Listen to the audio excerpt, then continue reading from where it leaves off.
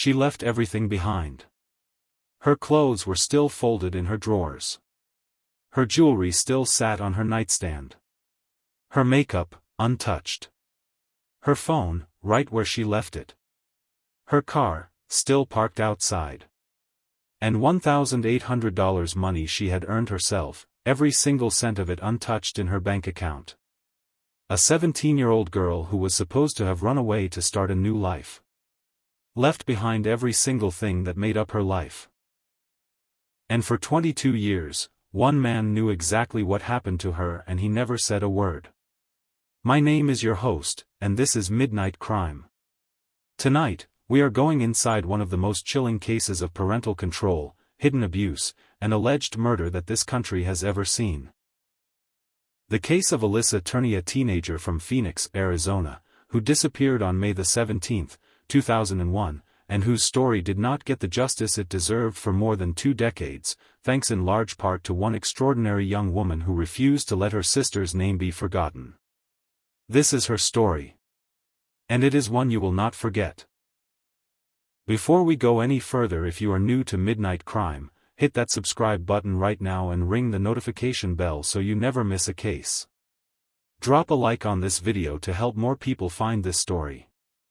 And leave a comment below telling me where in the world you are watching from tonight. Now, let's get into it. ALYSSA Turney was born in Phoenix, Arizona, in April of 1984. Her parents Barbara and Stephen Stram divorced when she was just 3 years old. Not long after, her mother married a man named Michael Turney, who already had 3 children of his own. Michael adopted ALYSSA and her brother, John. Then Michael and Barbara had a daughter together, a little girl named Sarah, 5 years younger than ALYSSA. For a while, it looked like a family. A home. Something stable.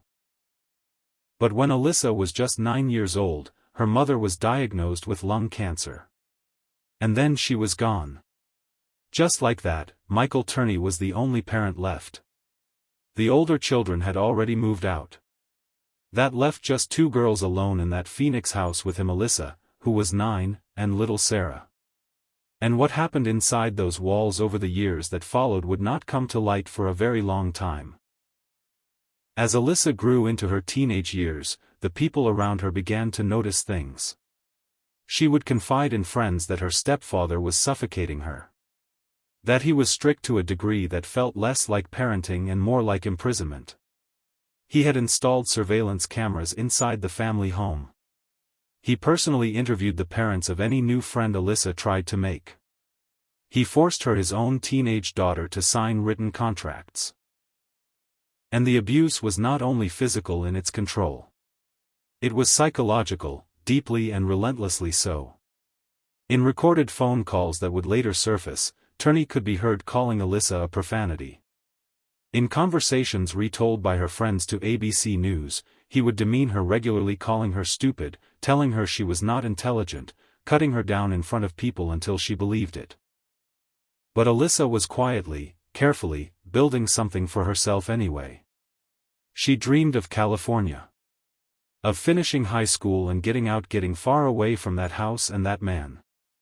She got herself a part-time job at a local fast food restaurant. She started saving her money. She began dating a boy she liked. She was reaching, inch by inch, toward a life that belonged to her. And Michael Turney, who always knew where she was, who always watched where she went, who never let her breathe without his eyes on her, Michael Turney watched her reach for that life.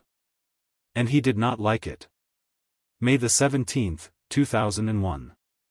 The last day of ALYSSA's junior year at Paradise Valley High School. She attended her morning classes. At around 11 o'clock in the morning, she stopped by her boyfriend's classroom to say goodbye. She told him she was leaving early because her stepfather was coming to pick her up. That was the last time anyone outside that family saw ALYSSA Turney alive. According to Michael Turney, he took her out for lunch that afternoon. They argued. He drove her home. He dropped her off at around 1 o'clock in the afternoon. And that, he said, was that. Hours later, he called the police. He told them Alyssa had run away from home. He and Sarah, he said, had found a note in her bedroom. The note said she was going to California to see her aunt. But her aunt told investigators that Alyssa had never arrived. And Alyssa had left behind everything she owned. Every piece of clothing. Every piece of jewelry. All of her makeup. Her mobile phone. Her car. And $1,800 in her bank account, not a single cent of which was ever touched again. The police did not search the home. They did not interview Alyssa's friends. They did not push back when the aunt confirmed she had not arrived. They filed the case under missing persons. And then, for all practical purposes, they walked away. Sarah was 12 years old at the time. She was not immediately afraid.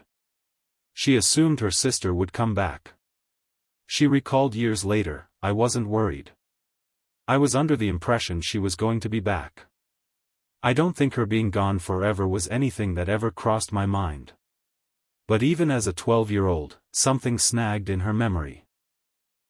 On the afternoon Alyssa disappeared, their father had been late picking Sarah up from school. She had walked to a friend's house and called him from there. When he finally came, she climbed into his car smelling of cigarette smoke, something he despised, because Barbara had died of lung cancer. He said absolutely nothing. Did not mention it. Did not react. He was, Sarah remembered, completely preoccupied. Panicked, even. Already desperate to know why Alyssa wasn't picking up her phone. The man who always needed to know exactly where Alyssa was, always needed to have eyes on her at all times, was already frantic before anyone else had any reason to be. Think about that. For 5 years almost nothing happened.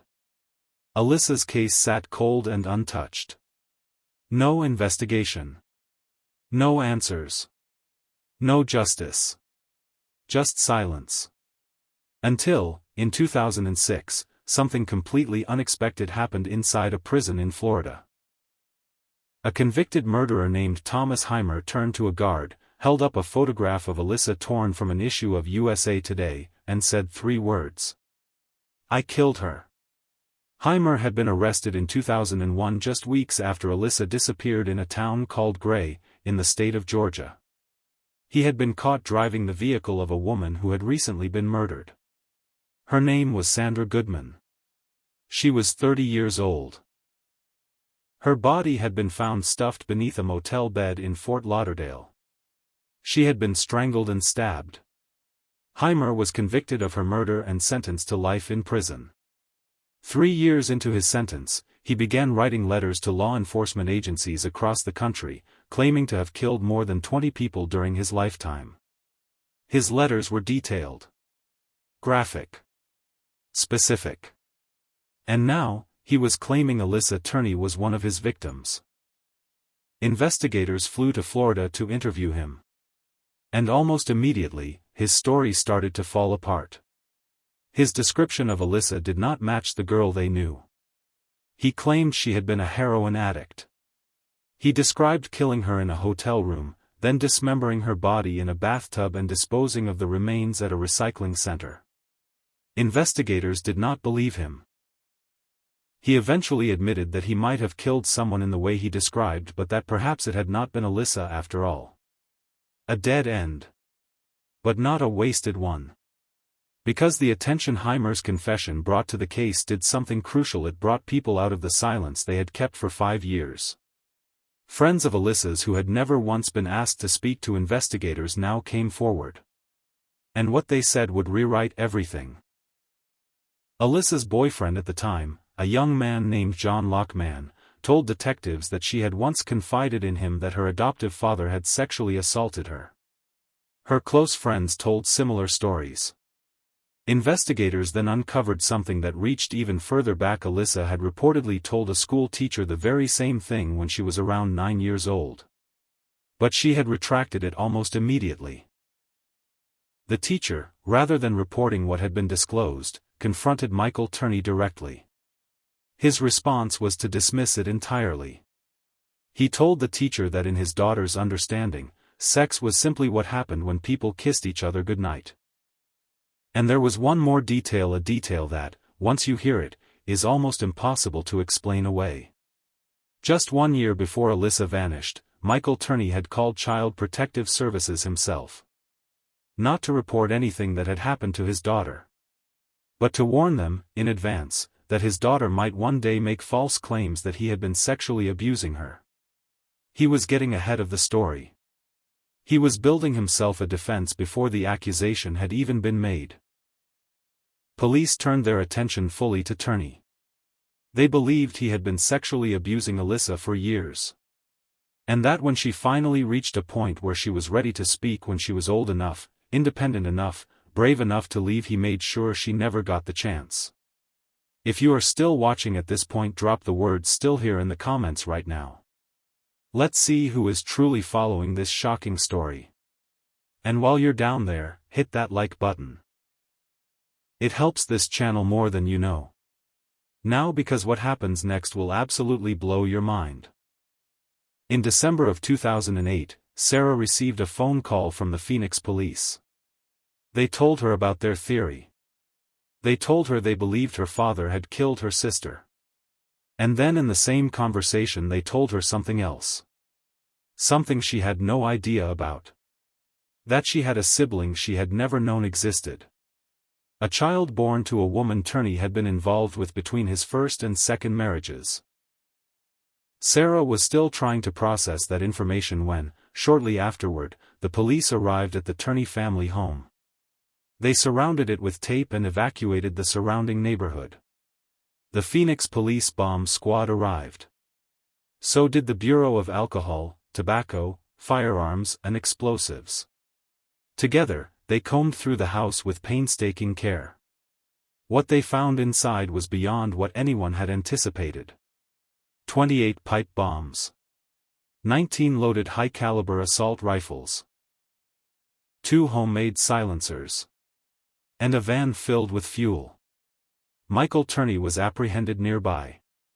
On his body when he was arrested, a knife, 2 loaded firearms, and 7 magazines of ammunition. Inside a safe in the house, investigators found a document 98 pages long handwritten by Turney himself. He had titled it Diary of a Madman. In it, he attempted to explain why he was armed to this extraordinary degree, and why he had been preparing for what appeared to be an attack.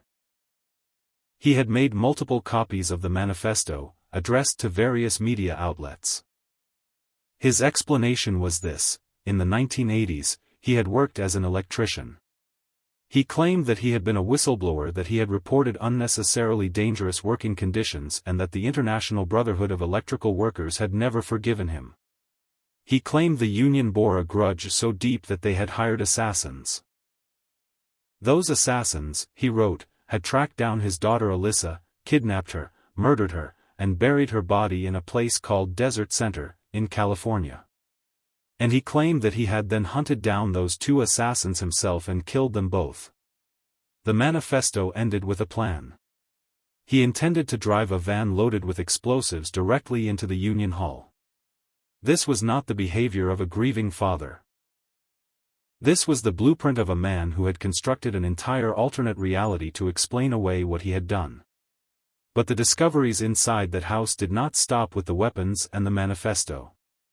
Investigators also found homemade contracts, including one dated 1999, bearing Alyssa's signature.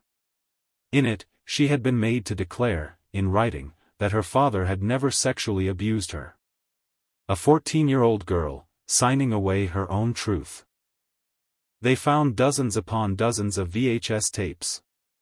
The overwhelming majority were homemade recording surveillance footage taken inside and outside the home, almost all of it focused on Alyssa.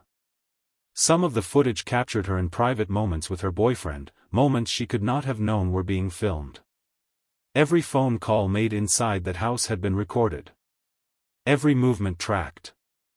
Every moment catalogued. But here is the thing that investigators found most telling of all. With all of that recording equipment, all of those cameras, all of those phone tapings, All of that obsessive documentation of everything Alyssa did every single day. There was not a single second of footage from the day she disappeared. Nothing. No video record of what happened that afternoon. No audio of the phone call Turney later claimed to have received from Alyssa in Riverside, California, a week after she vanished, when she supposedly called him from a payphone, cursed at him, and hung up. He claimed she called. The cameras and recorders that captured everything else recorded nothing that day. In June of 2010, Michael Turney was convicted of the unlawful possession of pipe bombs and sentenced to 10 years in federal prison. He served 7 before being released. Sarah stopped speaking to her father while he was incarcerated. But when he was released, a journalist named Adivaya Zapala reached out to him for her podcast, Missing Alyssa. In a phone call featured on the podcast, Turney claimed he had never intended to attack the Union Hall at all. He said he had planned to take his own life outside it to use his death to draw attention to Alyssa's disappearance. He also claimed, with a straight voice, that the 28 pipe bombs found in his home were simply fireworks. Fireworks. Sarah, meanwhile, had not stopped. She would never stop. She confronted her father directly and asked him the question she had been carrying for nearly 2 decades. Did he kill her sister? He told her that if she wanted the truth, she would have to wait for his deathbed. When they met face to face at a cafe, he became aggressive. He manipulated. He twisted. And then, in what Sarah described as a deliberate, calculated offer, he told her he would confess to everything on one condition: that the state agreed to execute him within 10 days. He said it twice. In 2 separate conversations. Not once. Twice. That is not a grieving father reaching for absolution. That is a negotiation. That is a man who knows exactly what he did, and who will only admit it if the price is right. The police told Sarah that this proved nothing. No body, no physical evidence, no case. But they encouraged her to pursue media attention, and Sarah did so with every single thing she had. She launched a petition demanding her father be charged in connection with her sister's disappearance, and collected over 100,000 signatures. She appeared on podcasts. She featured on true crime YouTube channels. In 2019, she launched her own podcast, Voices for Justice. Her videos on TikTok about her sister gathered millions and millions of views. She built a movement out of grief and love and sheer refusal to accept silence. In August of 2019, years after Alyssa disappeared, Michael Turney was arrested and charged with a single count of second-degree felony murder. At the press conference held to announce the arrest, the Maricopa County attorney looked directly at Sarah and said these words: "Sarah, your perseverance and commitment to finding justice for your sister, Alyssa, is a testament to the love of a sister. Because of that love, Alyssa's light has never gone out." Turney's trial began in July of 2023. 6 days of testimony. Police officers took the stand. Alyssa's boyfriend at the time gave evidence. Sarah sat in that courtroom and told her truth. And then the defense submitted a motion for acquittal. Under an Arizona statute, a judge is required to enter a judgment of acquittal if there is no substantial evidence to support a conviction. The defense argued that there was no physical evidence Alyssa was even dead. No body had ever been found. No forensic evidence connected Turney to a death. Without those things, the prosecution could not meet its burden of proof. The judge agreed. All charges were dismissed. Michael Turney walked out of that courtroom a free man in July of 2023. Sarah said publicly that she was devastated. But she has never changed her position. She believes her father is responsible for what happened to her sister on that May afternoon in 2001. And she is not alone. One of Turney's own sons, a man named James, has spoken openly to NBC News about his belief that his father harmed Alyssa. James described the home he grew up in as one built entirely on coercive control, intimidation, surveillance, Constant, grinding psychological abuse. He described how Turney would call ALYSSA stupid. Not intelligent. Would show up at her workplace hours before the end of her shift, parking outside and watching from his car, just to make sure she did not leave with anyone he had not approved of. A police detective confirmed that Turney admitted to doing this himself. James has been critical of the way the prosecution handled the case, arguing that the jury was never helped to understand how coercive control operates, how the cameras, the contracts, the recorded phone calls, the interviews with her friends' parents, the demeaning language, the surveillance at her job, how none of those things were isolated incidents. How together, they form a pattern. A system. A prison without bars. He said, "Stop saying individual isolated things. You need to connect them. You need to show that this was going on throughout her life. This wasn't a one-time bad parenting decision." James also shared what he believes may have been the final trigger. ALYSSA, he said, had reached her absolute limit. She had told people she could not take living with her father anymore. She was afraid of him. And she had confided that she wanted to leave his house and move in with James instead. She couldn't take it anymore, he said. She was afraid of him. Michael Turney has maintained his innocence. He attempted to launch a YouTube channel reportedly since removed, in which he claimed he had been framed after exposing corruption within the Phoenix Police Department. He has spoken of plans to write a book. To record his own podcast. And in January of 2024, according to SARAH, he filed a lawsuit against police and county prosecutors alleging wrongful imprisonment and a violation of his rights. He told one interviewer, "I have no idea where ALYSSA is. Alive or dead? Alive or dead? Not, I hope she is found. Not, I hope she is safe. Alive or dead?" ALYSSA Turney was 17 years old on the day she disappeared. She had $1,800 saved in her bank account. She had dreams of California. She had a boyfriend she was falling for. She had a little sister who adored her. She had a part-time job, a future, a plan, a whole life that was supposed to be waiting for her on the other side of that front door. She left behind every single thing that she owned. And she never came back. Her body has never been found. Her case has never been solved.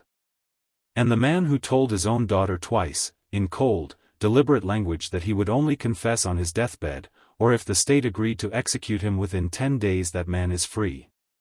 Living his life. Telling anyone who will listen that he is innocent. But SARAH Turney spent 22 years making sure her sister's name was never forgotten. She built a movement. She forced a case into a courtroom. She sat in that courtroom and gave testimony. She does it all still, every post, every video, every interview, because ALYSSA deserved better. ALYSSA deserved the truth. And until someone speaks that truth out loud, SARAH will not stop. ALYSSA's light, as the Maricopa County attorney said on the day of her father's arrest, has never gone out. And as long as midnight crime has a voice, it never will. If this story moved you, please share this video and help keep ALYSSA's name alive. Someone, somewhere, may know something. Subscribe to Midnight Crime so you never miss a case like this one. Hit the like button before you go. It takes 1 second and it means the world to this channel.